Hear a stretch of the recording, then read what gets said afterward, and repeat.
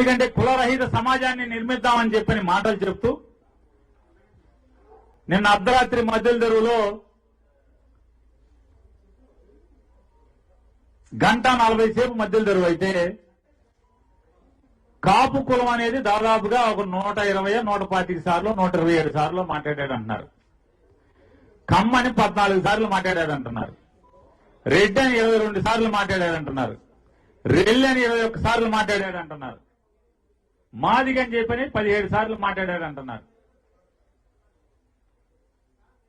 నూర్ భాషా అని చెప్పని 7 సార్లు మాట్లాడారని చెప్తున్నారు.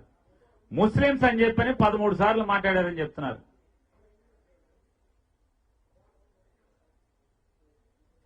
ఈ 1:40 నిమిషాల్లో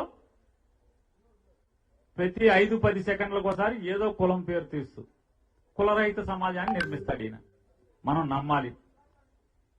ఈయన వాదనకి ఏం చెప్తున్నాడు? వంగవీటి రంగా గారిని కాపులు ఈ రోజుకి మరణించిన 30 సంవత్సరాల తర్వాత మీరు ఆరాధిస్తున్నారే, ఆయనే కమ్మారమ్మాయిని చేసుకున్నాడు, మనందరం కూడా చంద్రబాబుతో వెళ్ళిపోతే తప్పేంటి, పలకిని మోసేద్దాం రండి అని చెప్తున్నాడు. ఇంతకు మించి ఏం చెప్తున్నాడు ఆయన?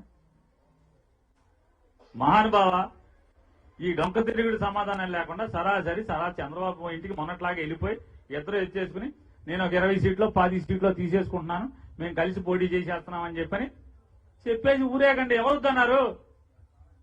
వెల్కమ్, రమ్మని అడుగుతున్నాం, కలిసి రండి. అవును, భయం, బాగా భయం మీకే కనపడుతుంది. భయం మీకే కనపడుతుంది, ఎవరికి ప్రజలకి కనపడదు భయం. జగన్మోహన్ రెడ్డిలో భయం ఈటీవీ ఆయన కనబడింది. జగన్మోహన్ రెడ్డిలో భయం కాదండి, భయం కనపడిందని మీరే అన్నారు కదా. జగన్మోహన్ రెడ్డిలో